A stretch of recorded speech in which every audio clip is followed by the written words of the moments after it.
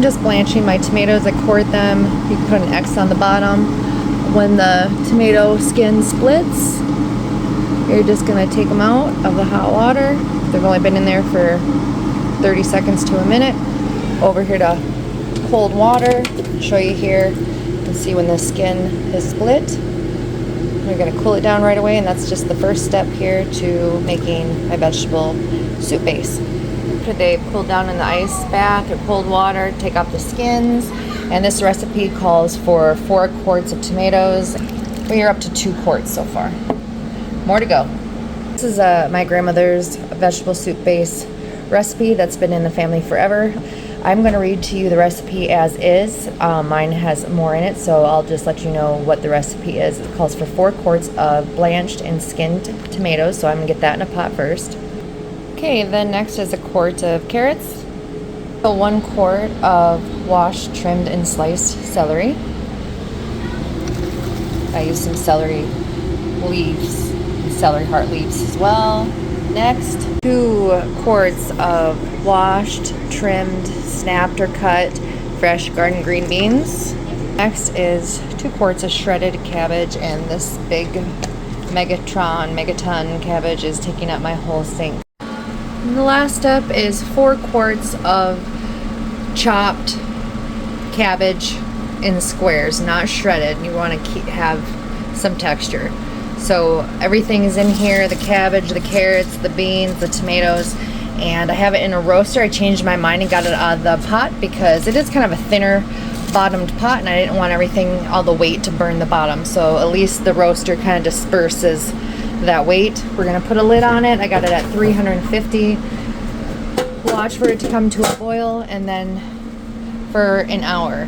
We're getting I'm using my pressure canner as a water bath and my water bath. So a glug of vinegar just to keep the jars nice and clean. Put the lids on and let those get to temp.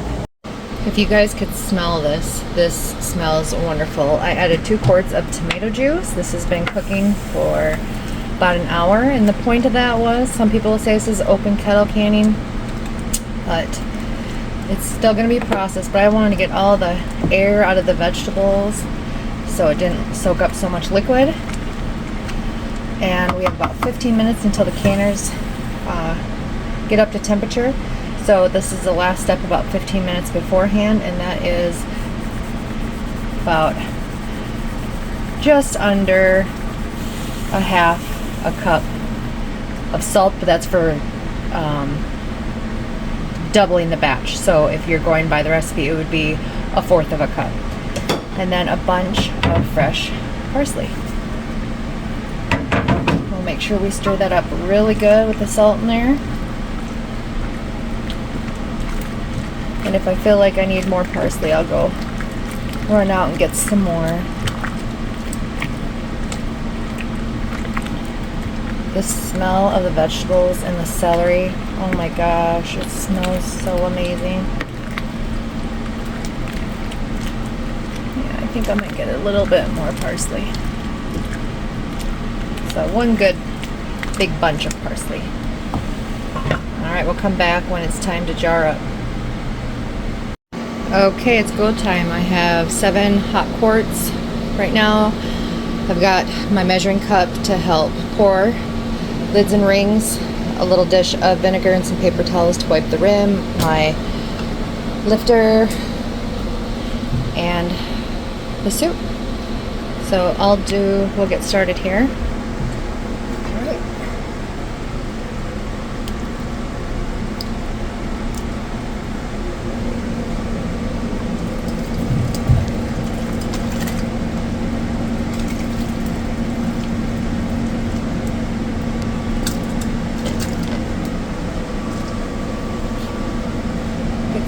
Liquid.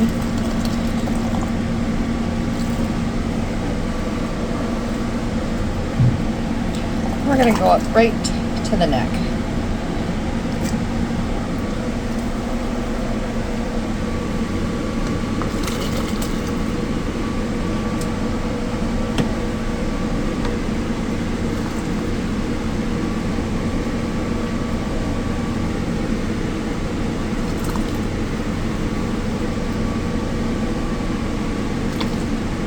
Alright, that's a couple of them done. We're going to keep going until I got them all filled.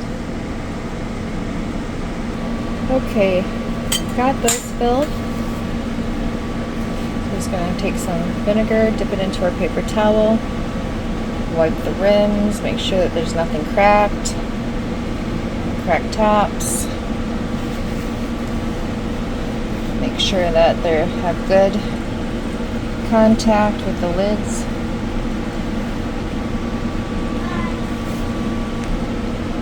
Next is lids and rings. Finger tip tight. See if I can do this with one hand.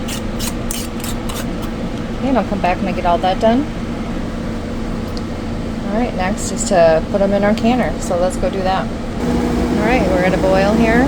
Then we want the water to be about an inch above the top. So let me go get all of that in.